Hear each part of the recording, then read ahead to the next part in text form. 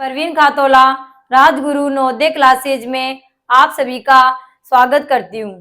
पिछले वीडियो में हमने हमारा जो टॉपिक था दशमलव बिंदु, उसके महत्वपूर्ण प्रश्नों को हल किया था। आज हम हमारा नया टॉपिक स्टार्ट करने जा रहे हैं जिसका नाम है एकीक नियम यानी यूनिटरी मेथड, जिसमें हम जानेंगे सबसे पहले कि एकीक नियम किसे कहते हैं। एकीक नियम यानी यूनिटरी मेथड्स यानी एकीक नियम कहते किसे हैं? तो एकीक नियम उस विधि को कहते हैं जिसमें एक वस्तु का मूल्य निकाल कर अनेक वस्तुओं का मूल्य निकाला जाता है। यानी जब तक हमारे पास एक वस्तु का मूल्य नहीं आएगा तब तक हम अनेक वस्तुओं का मूल्य नहीं निकाल सकते। यानी यहाँ पर एक का मूल्य हमें निकालना होता है तभी हम अधिक वस्तुओं का मूल्य निकाल सकते हैं। एक वस्तु का मूल्य निकालने के लिए वस्तुओं के मूल्य में वस्तुओं की संख्या से भाग कर देते हैं। यानी हमें क्या दे रखी हो, बहुत सारी वस्तुओं का मूल्य अगर हमें दिया हो और एक वस्तु का हमें मूल्य निकालना हो तो क्या करते हैं, वस्तुओं के जो मूल्य था उसमें क्या कर देते हैं, एक वस्तु का मूल्य निकालने के लिए वस्तुओं के मूल्य में वस्तुओं की संख्या का भाग लगा देते हैं। ठीक है, एक से अधिक वस्तुओं का मूल्य निकालने के लिए अगर हमें एक से अधिक वस्तुओं का मूल्य निकालना है तो हमें क्या करना है कि एक वस्तु के मूल्य को कुल वस्तुओं से गुणा कर देते हैं। एक वस्तु के मूल्य को कुल वस्तुओं से गुणा कर देते हैं। ठीक है, इसी प्रकार यहाँ पर जब हम एकीक नियम के जब सवाल करते हैं तो एकीक नियम के सवाल करते समय दो तरह के चिन्हों का हम प्रयोग करते हैं। ठीक है, तो देखिए यहाँ पर चिन्ह बना रखे, मैंने दो बिंदु ऐसे काले बिंदु ऊपर लगा रखे, एक नीचे लगा रखा है, तो ये निशान होगा हमारे चूकी का। किसका होगा? चूकी। और एक बिंदु ऊपर दो बिंदु ऐसे नीचे दिख रहे हैं, ऐसा चिन्ह होगा, उसको हम कहते हैं इसलिए। यानी जब भी हम एकीक नियम के सवालों को हल करते हैं तो इन चिन्हों का प्रयोग हम वहां पर करते हैं। तो एकीक नियम आपको समझ में आ गया होगा। एकीक नियम का मतलब है कि एक का मूल्य में निकालना होता है, एक वस्तु के मूल्य से हम अधिक का निकालेंगे और अधिक का वस्तुओं का मूल्य दिया हो तो हम एक वस्तु का मूल्य निकाल लेंगे। अब एकीक नियम में कई मेथड यानी कई टाइप के जो क्वेश्चन होते हैं वो पूछे जाते हैं परीक्षा में। अलग अलग टाइप के क्वेश्चन होते हैं, एक ही नहीं होता है कि कुल वस्तुओं के मूल्य से एक का निकाले, ऐसे नहीं होते। कई टाइप के प्रश्न यहाँ पर पूछे जा सकते हैं। यानी कभी कौन सी टाइप का प्रश्न दे दिया, कभी कौन सी टाइप का प्रश्न दे दिया, तो उन सभी टाइप के प्रश्नों को हम एक एक करके पढ़ेंगे। हम सबसे पहले पढ़ेंगे टाइप फर्स्ट वाले प्रश्न, जिसमें हम वहां पर क्या निकालना होगा हमें कि वस्तुओं की जो कीमत है, मूल्य है, दाम है या संख्या हम कैसे ज्ञात करेंगे, उस टाइप के प्रश्न हम यहाँ पर पढ़ेंगे। फर्स्ट में हम सवाल पढ़ेंगे, वो सवाल होंगे हमारे वस्तुओं का दाम, मूल्य, कीमत या संख्या निकालने संबंधित हमारे प्रश्न होंगे, उनको हम यहाँ पर हल करेंगे। यानी बहुत ही पहले टाइप में हम बहुत ही इजी क्वेश्चन पढ़ेंगे, बिल्कुल सरल, और जैसे हमारे टाइप आगे बढ़ते जाएंगे सवालों की जो स्तर है या फिर उनका जो हल करने का तरीका है वगैरह है वो भी बदल जाएगा और उनका जो कठिनाई है वो भी बढ़ती चली जाएगी। ठीक है, यानी थोड़े हार्ड टाइप के क्वेश्चन हम भी पढ़ेंगे। ये तो बिल्कुल इतने मतलब सरल तरीके से यानी सबको आपको आसानी से एक ही बार में समझ में आ जाएंगे। तो देखिए हमारे पास प्रश्न है कि 5 पुस्तकों का मूल्य, मूल्य का मतलब क्या होता है, कीमत या दाम, एक ही बात है कि 5 पुस्तकों का मूल्य 120 रुपये है तो 8 पुस्तकों का मूल्य ज्ञात कीजिए। ठीक है, यानी 5 पुस्तकें 120 रुपए की आती है तो 8 पुस्तकें हमारे कितने रुपये की आएगी। अब हल कैसे करना है, देखिए यहाँ पर पुस्तक दे रखा है, यहाँ पर भी पुस्तक है। ठीक है, यहाँ पर भी पुस्तकों की संख्या है, यहाँ पर भी पुस्तकों की संख्या है। यानी सवाल में जो चीज 2 बार आ जाती है उसको हम आगे लिखते हैं, जो 1 बार आती है उसको पीछे लिखते हैं। या दूसरा तरीका क्या होगा कि देखिए हमें 5 पुस्तकों का मूल्य दे रखा है, 8 पुस्तकों का मूल्य ज्ञात करना है, मूल्य ज्ञात करना है इसलिए मूल्य पीछे आए। कभी कभी उल्टा भी हो जाता है, मूल्य देकर वस्तुओं की संख्या भी पूछ ली जाती है। तो आपको ये देखना है कि पूछा क्या जा रहा है, जो पूछा जाता है वो पीछे लिखा जाता है। ठीक है, तो देखिए यहाँ पर सबसे पहले हमें क्या दे रखा है कि 5 पुस्तकों का मूल्य 120 रुपए। तो जैसे हम इसको हल करेंगे या इसका जो सॉल्यूशन करेंगे तो सबसे पहले हम लिखेंगे कि चूंकि हम चूंकि का निशान लगाएंगे कि चूंकि 5 पुस्तकों का मूल्य बराबर है, कितना दे रखा है 120 रुपए, तो हमने लिख दिया 120 रुपये। 5 पुस्तकों का मूल्य क्या दे रखा है 120 रुपए, और हमें 8 पुस्तकों का मूल्य ज्ञात करना है।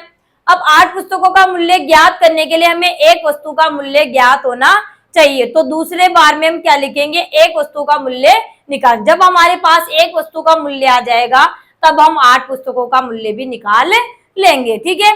इसलिए अब किसका निशान लगाएंगे, इसलिए ये दोनों निशान मैंने आपको बता दिए, ये चूंकि का है, ये इसलिए, तो हम यहाँ लिखेंगे इसलिए एक पुस्तक का मूल्य बराबर, तो एक पुस्तक का मूल्य में पता चल गया कम होगा या ज्यादा, ये आपको मैंने अभी पहले बता दिया कि एक वस्तु का मूल्य निकालने के लिए वस्तुओं के मूल्य में वस्तुओं की संख्या का भाग लगा देते हैं। तो यानी क्या हो जाएगा, एक वस्तु का मूल्य 120 बटा में 5 रुपए, क्या हो जाएगा 120 बटा में 5 रुपए एक वस्तु का मूल्य। और ऐसे भी हम देखें तो देखिए 5 पुस्तकें अगर 120 की आ रही है तो एक वस्तु क्या होगी, कम रुपए की आएगी, कम की आएगी, और कम के लिए क्या करते हैं हम भाग, और अधिक के लिए क्या करते हैं गुणा।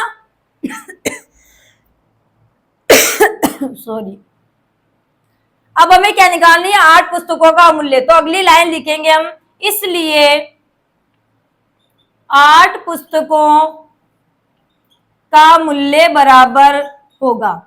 अब एक का मूल्य आ गया, अब अधिक का निकालने के लिए यानी 8 पुस्तकों का मूल्य निकाले तो हम क्या करेंगे, एक पुस्तक के मूल्य को पुस्तकों की जो दे रखी जो पूछा है उसकी संख्या से हम क्या कर लेंगे, गुणा कर लेंगे। और हमें ऐसे पता है कि एक पुस्तक का मूल्य ये है, तो अधिक का निकाल रहे हैं 8 पुस्तकों का मूल्य ज्यादा होगा, और ज्यादा के लिए क्या करते हैं, गुणा करते हैं। तो 120 बटा में 5 ये एक पुस्तक का मूल्य हो गया, और गुणा कर देंगे हम 8 पुस्तकों से, ठीक है। अब हम इसको हल कर लेंगे।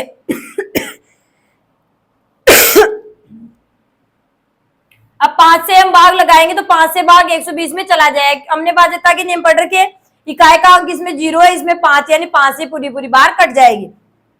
तो 5 से 5 एकम 5, 5 से 5 दूनी 10, और यहाँ बच गए हमारे 2, आगे उतारे 0 तो कितने हो गए 20, तो कितनी बार जाएगा भाग, 5 चौक 20, कितनी बार गया 5 चौक 20, ठीक है। तो 24 बार कट गया। अब 24 को किससे गुणा कर लेंगे, 8 से, ठीक है। तो 8 से गुणा करेंगे तो 8 चौक 32 के 2 हासिल के 3, 8 दूनी 16 और 16 और 3 19। आपको पहाड़ आता है तो आप डायरेक्ट भी कर सकते हो कि 24 8 192, 24 8 192, तो 192 रुपये हमारे पास का आंसर आ जाएगा, यानी 8 पुस्तकों का मूल्य कितना होगा 192 रुपये।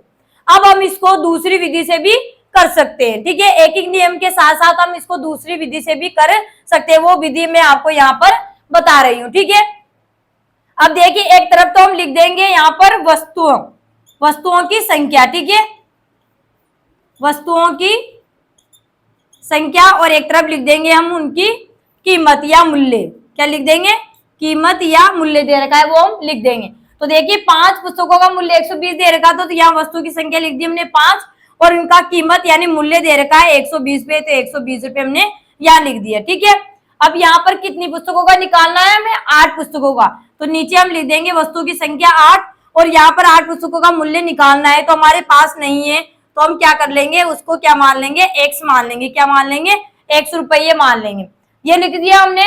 अब हम क्या करेंगे, इसको हमने वज्र गुणा विधि पढ़ ली थी पहले के टॉपिक में, तो वहां पर हम इसको यहाँ पर वज्र गुणा विधि से हल करेंगे। तो देखिए ये इससे गुणा हो जाएगा, और ये इससे वज्र गुणा विधि का निशान हमने लगा दिया।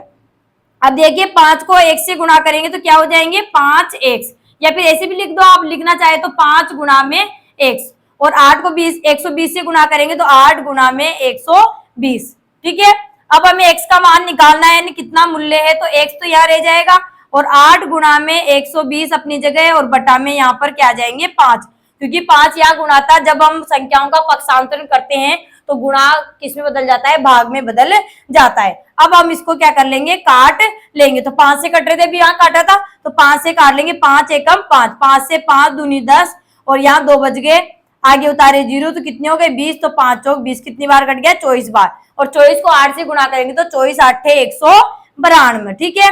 तो 192 रुपये आ जाएंगे, यानी हमारी जो 8 पुस्तकों का मूल्य है वो 192 रुपये आ जाएगा। तो इस तरह से भी हम इसको कर सकते हैं। तो दोनों मैंने बता दिए, एक एक नियम बता दिया, और एक एक नियम कर लो।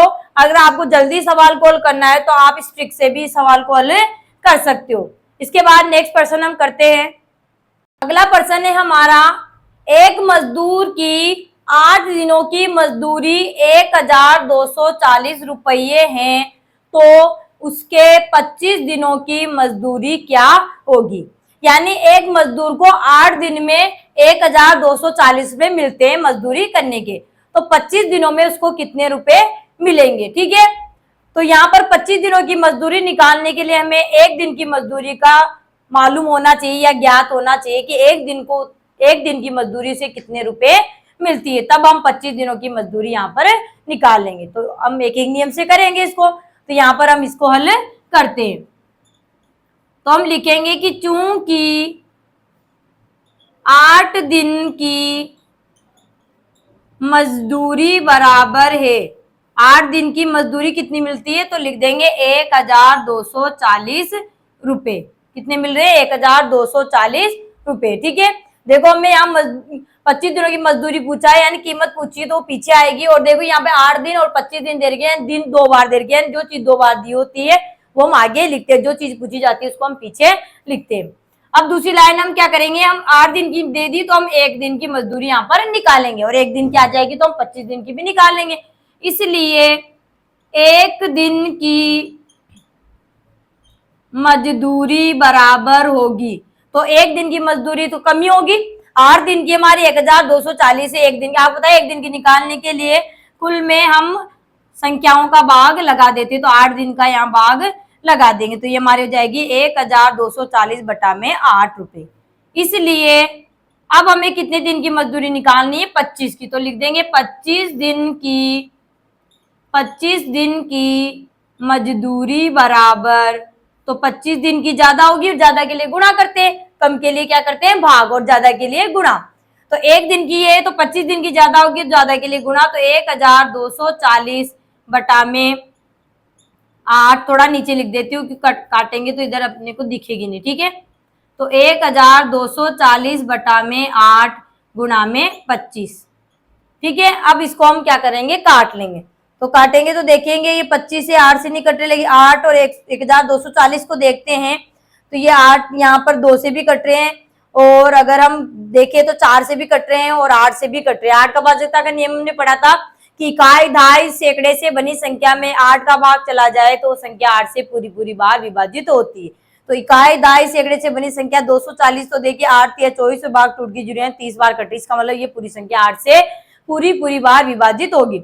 तो हम 8 से काट, आप चाहो तो 2 से काट लो, 4 से काट लो, 8 से काट लो, एक बार काट कर भी हल कर सकते हो। ठीक है, तो 8 से काटेंगे तो 8 से 12 काटेंगे, पहले एक में तो जाएगा नहीं, 12 में देंगे तो 8 एकम 8, तो यहाँ शेषफल कितने बच गए हमारे 4, आगे उतारे 4 तो कितने हो गए 44, और 44 में 8 का भाग जाएगा, 8 टू पंजे 40, 6 बार में ज्यादा जाएगा तो 8 टू पंजे 40, 15, और फिर वापस 4 बच गए, आगे 0 उतारे तो 40 हो गए, फिर वापस 8 टू पंजे 40, यानी 155 गुणा में 25, यानी 155 बार कट गया। अब 155 को हम 25 से गुणा कर लेंगे, तो 25 का पहाड़ा आता है तो बोलो, नहीं आता है तो क्या कर देंगे, एक अंक से गुणा कर लेंगे। तो देखिए 25 पंजे 125, 125 के 5 हासिल के लग गए हमारे 12, 25 का पहाड़ा 5 बार बोलेंगे तो 25 पंजे 125, और 125 में 12 जोड़ेंगे तो कितने हो जाएंगे 137, तो 137 के कितने हो जाएंगे, 137 के लग जाएंगे 7, और हासिल के लग जाएंगे हमारे यहाँ पे 13, कितने लग जाएंगे हासिल के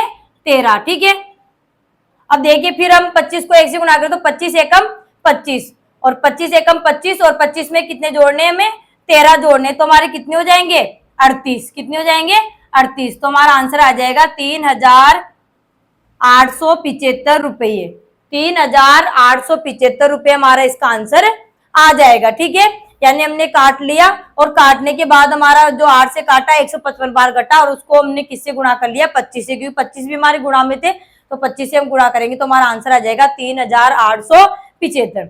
अब इसको हम दूसरी विधि से भी कर सकते हैं, और दूसरी विधि में यहाँ पर आपको बता रही हूँ। ठीक है, तो देखिए यहाँ दिन दे रखी है और मजदूरी दे रखी है, तो यहाँ एक तरफ तो लिख देंगे हम दिन, और एक तरफ लिख देंगे हमारी मजदूरी, और मजदूरी की मूल्य लिख देंगे कि मजदूरी में ये मूल्य में मिल रहा है। तो देखिए 8 दिन की मजदूरी या मूल्य मिलता है हमें 1240 रुपए। तो पूछा जा रहा है कि 25 दिनों की मजदूरी क्या होगी, तो 25 दिनों की मजदूरी या मूल्य क्या होगा, तो नहीं हमें पता, तो हम यहाँ पर एक्स मान लेंगे। अब वही वज्र गुणा विधि से हम इसको करेंगे, तो वज्र गुणा विधि से हम कर लेंगे। तो 8 को 1 से गुणा करेंगे तो 8 गुणा में 1 बराबर 25 को गुणा करेंगे 1240 से। ठीक है, अब हमें एक का मान निकालना है, यानी 25 दिन कितनी मजदूरी मिलती है वो निकालनी है। तो एक हमारा यहाँ रह जाएगा और 8 गुणा में तो इधर आ जाएगा हमारे भाग में। तो 25 गुणा में 1240 बटा में 8, तो काट लेंगे तो 8 से एक बार कट जाएगा और 8 से भी हमने काटा था 155 बार कटा, और 155 को जब 25 से गुणा करते हैं तो 3875 रुपए हमारे यहाँ पर आ जाते हैं। 3875 रुपए हमारा आंसर आ जाएगा। इस प्रकार से हम दोनों तरीके से यहाँ पर कर सकते हैं, एक एक नियम है, एक नियम से कर सकते हैं और इस विधि से भी हम इसको कर सकते हैं। अब नेक्स्ट प्रश्न है हमारा, यदि 8 सेबों का मूल्य 48 रुपये है तो 96 रुपए में कितने सेब खरीदे जा सकते हैं। यानी इस प्रश्न में हमें क्या दे दिए, 8 सेबों का मूल्य दे दिया है, कीमत दे दी है और हमें 96 रुपए दिए है, उसके बदले में हमें सेब लाना है, यानी सेबों की संख्या में बतानी है कि 96 रुपए में कितने सेब खरीदे जा सकते हैं। तो देखिए यहाँ पर रुपए और यहाँ पर भी रुपए, 2 बार रुपए दे दिए, सेब दे दिए आप एक बार, यानी सेब की संख्या में पूछिए तो अब सेब पीछे आएंगे और कीमत आगे आ जाएगी। अभी तक हमने जो 2 प्रश्न किए उसमें कीमत पीछे थी, कीमत पूछी गई थी, मूल्य पूछा गया था, लेकिन अब मूल्य देकर हमें संख्या पूछी गई है तो कोई घबराने वाली बात नहीं है, उसी नियम से करेंगे। लेकिन जो चीज हमें पूछी गई है वो पीछे लिखेंगे और जो चीज दी गई है उसको हम आगे की तरफ लिखेंगे। तो देखिए 8 सेबों का मूल्य 48 रुपए दे रखे हैं, तो ये लाइन हमारी उल्टी हो जाएगी। क्यों हो जाएगी? क्योंकि हमें रुपए से क्या निकालनी है, सेबों की संख्या निकालनी, इसलिए हमारी कीमत या मूल्य या रुपए आगे आएंगे और सेबों की संख्या हमारी पीछे आएगी। ठीक है, अब इसको हम हल करते हैं, क्योंकि इसमें एक एक नियम में क्या होता है कि जैसे इधर जो चीज चल रही है वो तीनों लाइन में एक ही होनी चाहिए, और इधर जो चल रही है, इधर जैसे मान लो कीमत है तो तीनों तरफ कीमत ही आनी चाहिए, अगर इधर वस्तु ही दे रखी तो इधर वस्तु ही आनी चाहिए। ठीक है, ऐसे नहीं कि इधर तो सेब लिख दिए और इधर कीमत लिख दी, फिर यहाँ पैसे लिख दिए और फिर यहाँ सेब निकाल, तो ऐसा नहीं होना चाहिए। एक ही चीज चलनी चाहिए, इधर भी और इधर होगी तो इधर भी एक ही, जो भी हम चीज कर रहे हैं, वस्तु, कीमत, मूल्य, दर, जो भी है, संख्या निकाल रहे हैं, वो एक जैसा होना चाहिए। ठीक है, तो यहाँ हम लिखेंगे कि चूंकि 48 रुपये में सेब आते हैं बराबर कितने, 8 सेब। कितने सेब आते हैं? 8 सेब। ठीक है, ये बोला था कि यदि 8 सेबों का मूल्य 48 रुपए है तो 96 रुपए में कितने सेब आएंगे। तो हमें सेब का मूल्य ज्ञात करने, सेब ज्ञात करने, इसलिए सेब पीछे आ जाएंगे और मूल्य आगे लिख देंगे। तो हमने इस लाइन को पलट दिया, तो हमने लिखा कि चूंकि 48 रुपए में सेब आते हैं बराबर 8 सेब, इसलिए 1 रुपये में सेब आएंगे, 1 रुपये में सेब आएंगे। तो 1 रुपये में तो कम ही आएंगे, और कम के लिए क्या करते हैं, हम भाग करते हैं। तो क्या हो जाएगा, 8 बटा में 48 सेब। क्या आ जाएगा, 8 बटा में 48 सेब। ये कायदा रखनी कि सेब है तो पीछे सेब आना चाहिए, रुपए है तो रुपए, किलोग्राम है तो किलोग्राम, ग्राम है तो ग्राम, सेंटीमीटर है सेंटीमीटर, मीटर है तो मीटर। वो हम नेक्स्ट टाइप के जो क्वेश्चन पढ़ेंगे उसमें भी हमें वहां पे पता चल जाएगा। ठीक है, इसलिए अब हमें दे रखा है यहाँ 96 रुपए, तो 96 रुपये में सेब आएंगे, 96 रुपए में सेब आएंगे बराबर, तो 96 रुपए में ज्यादा आएंगे और ज्यादा के लिए क्या करते हैं, गुणा। तो 8 बटा में 48 गुणा में 96। ठीक है, आप क्या कर लेंगे, इनको काट लेंगे। तो 8 और इसको देखते हैं, 48 से भी कट रहा है, 8 से भी कट रहा है, तो कैसे भी आप काट सकते हो। 48 से देखिए 2 बार कटा है, 4 दूनी 96, और 8 से काट के फिर उसकी करते हो, कैसे भी आप काट सकते हो, लेकिन काटना हमें एक ही पार्ट से, यानी अंश और हर को एक ही पार्ट से काटना होता है। तो 8 से काट लेते हैं, 8 एकम 8, 8 छंग 48, 6 बार कट गया, ऊपर 1 आ गया, नीचे 6 है, ऊपर 96। तो हम 2 से भी काट सकते हैं, चाहो तो हम 3 से काट, चाहो तो 6 से भी आप डायरेक्ट काट सकते हो। तो हम यहाँ दिख रहा है कि 6 से कट जाएगा, तो 6 एकम 6, 6 से 6 एकम 6, यहाँ बच गए हमारे 3, आगे उतारे 6, तो कितने हो गए 36, तो 6 छक्के 36, कितना हो गया 16। और क्या था इधर सेब, तो हमारा आंसर क्या जाएगा 16 सेब, यानी 96 रुपए में 16 सेब खरीदे जा सकते हैं। 96 रुपए में कितने सेब खरीदे जा सकते हैं, 16 सेब खरीदे जा सकते हैं। अब इसको दूसरी विधि से भी हम यहाँ पर हल कर लेंगे। तो देखिए यहाँ पे सेब और मूल्य दे रखा है, तो एक तरफ तो लिख देंगे हम सेब, तो यहाँ पर इधर एक्स मान इस तरह इधर तो लिख देंगे मूल्य और इधर लिख देंगे हम सेब। ठीक है, तो मूल्य कितना है 48 रुपए में कितने सेब आ रहे हैं 8 सेब। तो यहाँ दे रखा है 96, तो 96 रुपए में कितने सेब खरीदे जा सकते हैं। तो यहाँ पर हम मान लेंगे कि एक्स करते हैं, एक्स सेब खरीदे जा सकते हैं। तो अब इसको हम क्या कर देंगे वज्र गुणा कर देंगे। ठीक है, तो देखिए 48 गुणा में एक्स बराबर और इधर हो जाएगा हमारे 96 गुणा में 8। अब हमें सॉरी 8, अब हमें एक्स का मान निकालना, तो एक्स हमारा यहाँ रह जाएगा और 48 गुणा में इधर हमारा आ जाएगा भाग में। तो 96 गुणा में 8 बटा में 48। अब काट सकते हैं, 48 से काट लो, चाहो तो 8 से काट लो, किसी से काट लो। 48 से 2 बार 48 दूनी 96 और 8 को 2 से गुणा किया तो 8 दूनी 16, तो 16 सेब खरीदे जा सकते हैं। इस तरीके से भी आप इसको कर सकते हैं। ठीक है, अब हमारा नेक्स्ट प्रश्न है हमारा 36 मीटर कपड़े से कितनी कमीजें बनेगी, जबकि एक कमीज बनाने में 1.20 मीटर कपड़ा लगता है। ठीक है, यानी हमें यहाँ पर क्या दे दी, देखिए यहाँ पर भी मीटर है, कपड़ा है 36 मीटर, यहाँ पर 1.20 मीटर कपड़ा है। ठीक है, 2 बार दे दिया और हमें पूछा है कि कितनी कमीजें बनेगी। ठीक है, आगे प्रश्न पूछा और पीछे में दिया गया है, तो प्रश्न कहीं भी पूछा जा सकता है, सवाल को उल्टा सुल्टा कैसे भी घुमा सकता है। आपको तो बस चीजें पकड़ लेनी है कि कौन सी चीज 2 बार दे रखी वो आगे आएगी और जो चीज पूछी गई वो हमेशा पीछे आएगी। ठीक है, और एक कमीज बनाने में दे रखा है और 36 मीटर कपड़े से कितनी कमीजें बनेगी हमें निकालना है। ठीक है, तो देखिए यहाँ पर देखिए इकाई मीटर है, यहाँ पर मीटर है, यानी कोई हम चेंज नहीं करेंगे। अगर हमारी इकाई चेंज होती है, यानी यहाँ मीटर है और यहाँ सेंटीमीटर है, तो फिर हमें दोनों को या तो मीटर में बदलना होता है या दोनों को हम सेंटीमीटर में बदलते हैं। तो यहाँ पर कोई भी हमें बदलना नहीं, क्योंकि ये भी मीटर है और ये भी मीटर है। इकाई का हमें विशेष यहाँ पर ध्यान रखना होता है। अब नेक्स्ट टाइप में मैंने बताया भी कि नेक्स्ट टाइप के जब क्वेश्चन करेंगे तो वहां पर ऐसे क्वेश्चन वहां पर आएंगे। ठीक है, तो यहाँ पर अब हम इसको हल करते हैं। तो हम लिखेंगे कि चूंकि अब जो चीज दे रही है इसको पहले लिख देंगे। देखिए एक कमीज बनाने में 1.20 मीटर कपड़ा लगता है। ठीक है, तो हम यहाँ लिख देंगे कि चूंकि 1.20 मीटर कपड़े से कमीज बनती है बराबर कितनी बनती है, एक कमीज, यानी कमीजों की संख्या निकाल तो कमीज पीछे आएगी। ठीक है, 1.20 मीटर कपड़े से कमीज बनती है बराबर एक कमीज। इसलिए अब 1 मीटर से निकालेंगे हम, क्योंकि एक एक नियम पढ़ रहे हैं तो एक का तो हमें निकालना होगा। ठीक है, इसलिए 1 मीटर कपड़े से कमीज बनेगी, तो ज्यादा बनेगी या कम बनेगी, 1 मीटर से तो कम बनेगी, और कम के लिए क्या करते हैं भाग। ठीक है, तो 1 बटा में 1.20 कमीज, यहां लिख देंगे कमीज। ठीक है,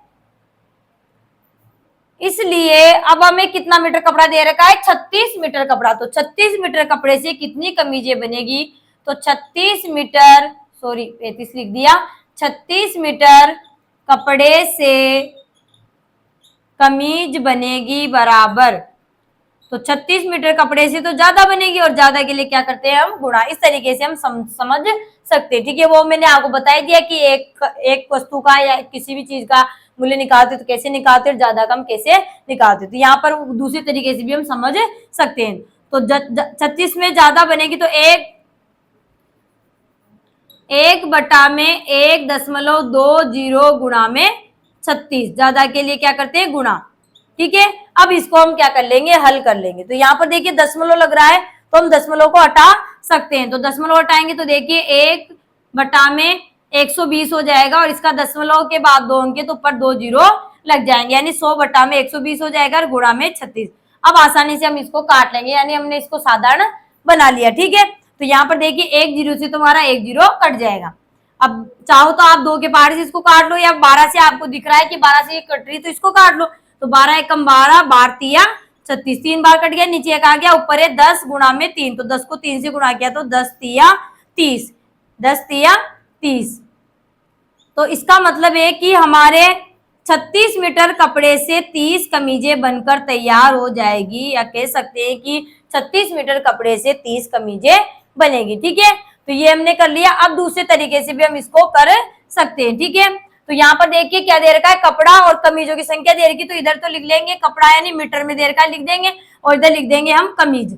ठीक है, तो देखिए कितना कपड़ा था, पहले 1.20 मीटर कपड़े से एक कमीज बन रही थी, और अब हमें पूछा है कि 36 मीटर कपड़े से कितनी कमीज बनेगी, तो हमें पता नहीं है कितनी बनेगी, तो हम यहाँ पर x मान लेंगे कि 36 मीटर कपड़े से x कमीजें बनेगी।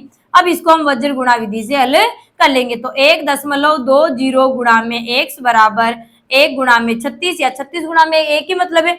अब x का मान निकाल तो x यहाँ रह जाएगा, और 1 गुणा में 36 बटा में 1.20 हो जाएगा। ठीक है, अब इसका हम दशमलव हटाएंगे, तो दशमलव हटते ऊपर क्या लग जाएंगे, 2 जीरो, यानी 100 लग जाएंगे। क्या लग जाएंगे, 100। ठीक है, एक जीरो से हमारा एक जीरो कट जाएगा, 12 से 12 कम 12, 12 36, और 3 को 10 से गुणा किया तो 3 दाई 30, यानी 30 कमीजें बनकर हमारी तैयार हो जाएगी। 30 कमीज हमारा यहाँ पर आंसर आ जाएगा।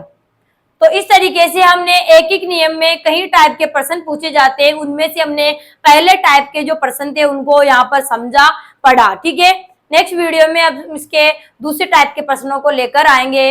ठीक है, अगर हम आपको हमारा वीडियो पसंद आता है तो आप वीडियो को लाइक करें, शेयर करें, सब्सक्राइब करें। तब तक के लिए धन्यवाद। जय हिंद, जय भारत।